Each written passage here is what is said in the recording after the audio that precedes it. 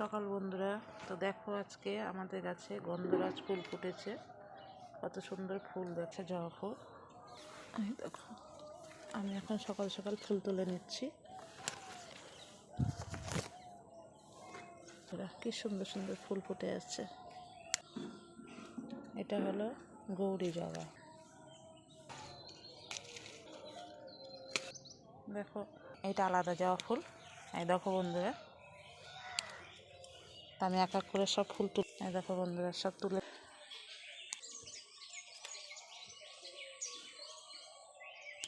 এটা আলাদা জবা ফুল। দেখো আমি এই পঞ্চজবাগুলোও তুলে নিলাম। দেখো বন্ধুরা কি সুন্দর সব ফুল। আর সকালবেলায় ফুল তুলতে আমার খুবই ভালো লাগে। এবার আমি টগর ফুল তুলে নেব। এই দেখো শিউলি ফুলও ফুটে গেছে। এই যে গন্ধরাজ। এখানে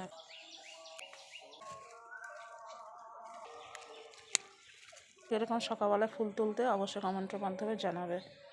আর এরকম ফুল কাদের বাড়িতে আছে?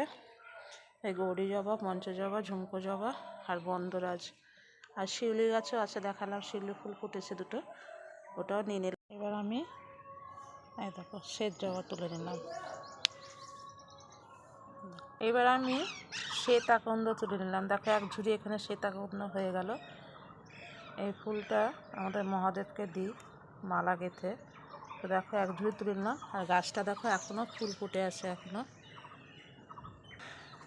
এই দেখো সব প্রচুর এখনও ফুল ফুটে আছে সব।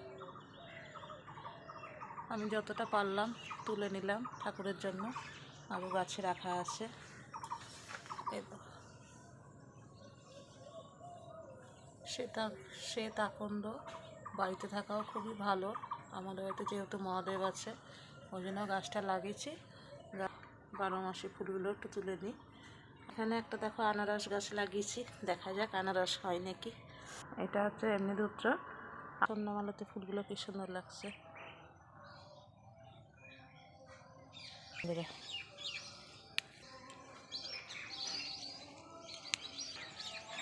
গাছ ভর্তি ফুটে আছে। আমি কতগুলো তুল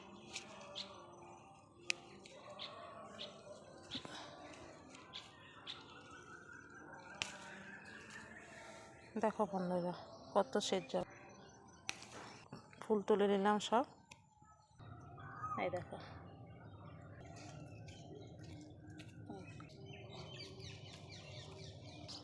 দেখো নীলকণ্ঠ তুলে নিলাম। এই গাছটা কিন্তু প্রচুর নীলকণ্ঠ হয়। আর একটা নীলকণ্ঠ আছে, এটা থোকানো নীলকণ্ঠ, ওটাও তোমাদেরকে দেখাবো। তো দেখো সব ফুল তোলা হয়ে গেছে আমার।